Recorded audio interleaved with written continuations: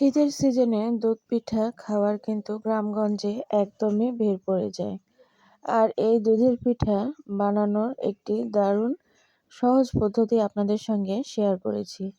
একদম সহজ পদ্ধতি, যে কেউ এভাবে তৈরি করলে 100% দুধে ভিজে যাবে পিঠাগুলো। প্রথমে আমি পাতিলের মধ্যে পানি নিয়ে নিচ্ছি, নর্মাল ঠান্ডা পানি। এরপরে কিছুটা চালের গুঁড়া দিতে হবে, প্রায় 1 কাপের মতো দিয়ে একটু নেড়েচেড়ে এভাবে মিক্সড করে নিতে হবে। এই যে দেখুন, এটা কিন্তু চুলার উপরে দেওয়ার আগেই মিক্সড করে নিতে হবে এইভাবে। এরপরে চুলায় বসিয়ে দিতে হবে। তো খুব সুন্দরভাবে মিক্সড করে নিয়ে চুলার উপর বসিয়ে দেওয়া হয়েছে।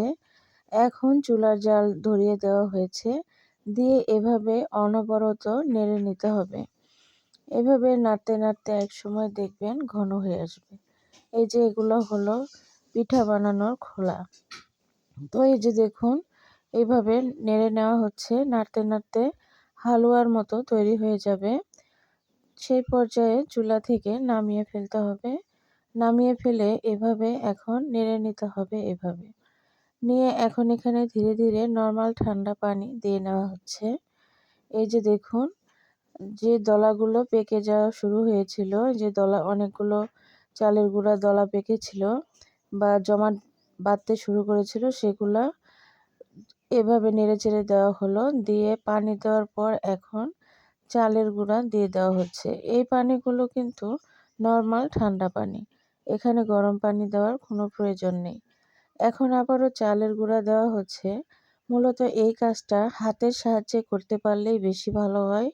এজন্য আমার আম্মু হাত দিয়েই এই চালের গুঁড়াটার ডোটা সুন্দর করে তৈরি করছে।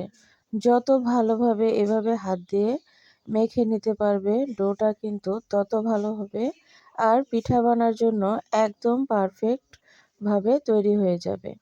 এই যে হাত দিয়ে দেখুন, এভাবেই সুন্দর করে ডোটাকে মেখে নিতে হবে। কোনো প্রকার দলা না থাকে যেন, সেদিকে একটু খেয়াল রাখতে হবে।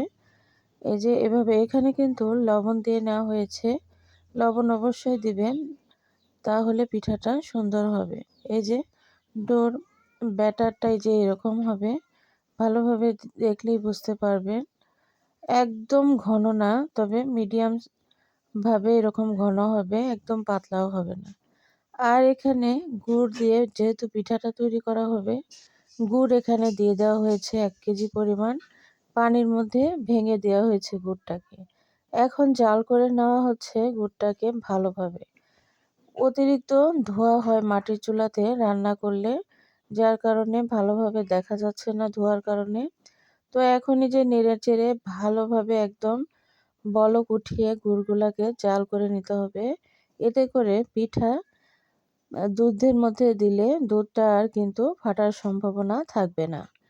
তো এই যে নামিয়ে রাখা হয়েছে জাল করে।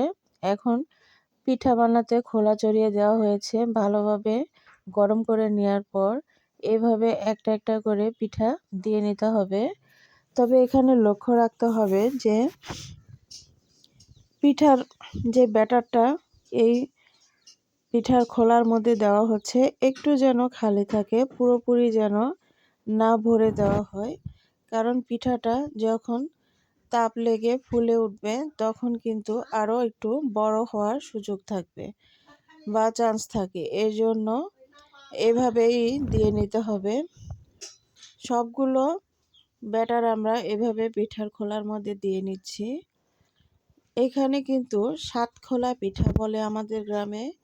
এই দুধ পিঠাটাকে বলে 7 খোলা পিঠা। তো এই যে খোলাটার 7টা ফুটা ছিল মূলত, যার কারণে 7 খোলা পিঠাও বলে। এখন একটা রাইস কুকারের ঢাকনা দিয়ে ঢেকে দিয়েছে আমার আম্মু। এই পিঠাটা কিন্তু অনেকেই অনেকভাবে বানায়, হয় না ঠিক মতো। আমার আম্মু যেভাবে বানায় সেই পদ্ধতিতে বানালে একদম সুন্দর পারফেক্টভাবে পিঠাগুলোও ফুলবে আর দুধেও ভিজবে একদম পারফেক্টভাবে। এই যে দেখুন, এখন একটা আমরা আমাদের এলাকাতে এটাকে হাইসা বলে বা অনেকে কাদা বলে, যেটাই বলুক না কেন, সেটা দিয়ে এইভাবে উঠিয়ে নিতে হয়। চাকুর সাহায্যে কিন্তু হয় না, এইভাবে এগুলো দিয়েই এই পিঠাগুলো উঠায় নিতে হয়। তো যাই হোক, এখন পিঠাগুলো এভাবে একে একে এক খোলা করে ভেজে নিয়ে এক খোলা করে পিঠা উঠিয়ে নিয়ে এভাবে রসের মধ্যে ডুবিয়ে দিতে হবে। তো একে একে সবগুলো পিঠা এই প্রসেসে তৈরি করে নিতে হবে।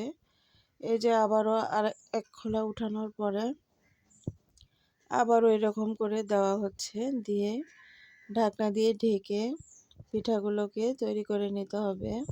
বেশি সময় লাগে না, 3 থেকে 4 মিনিটের মধ্যেই পিঠাগুলো হয়ে যায়। এখন সেই রসের মধ্যে আগে থেকে জাল করে রাখা, এখানে 3 কেজি পরিমাণ দুধ জাল করে রাখা হয়েছিল, সেগুলো রসের মধ্যে ঢেলে দেওয়া হচ্ছে। এই যে এখন দেখুন দুধগুলোকে কিন্তু যে পাতিলের মধ্যে গুড়ের রসগুলো রাখা হয়েছিল সেখানে ঢেলে দেওয়া হয়েছে। এই যে আবারও পিঠাগুলো এখন উঠিয়ে নিব। পিঠাগুলো কিন্তু সুন্দরভাবে ফুলেছে। আর এই সবগুলো পিঠা একদমই পারফেক্ট, আর একদমই সারা রাত রাখলে রসে ভিজে যাবে, কোনো অংশে ভেজা ভাত থাকে না, শক্ত হয় না, একদম নরম তুলতুলে হয়ে যায়। তো এই প্রসেসে যদি আপনারা পিঠা তৈরি করতে পারেন, 100% পিঠা ভিজবে, কোনো প্রকার শক্ত থাকবে না। তো এই যে সবগুলো পিঠা এভাবেই দিয়ে নেওয়া হয়। সারা রাত রাখার পরে সকালের লুকটা দেখুন, সবগুলো পিঠা কিন্তু একদমই ভিজে গিয়েছে।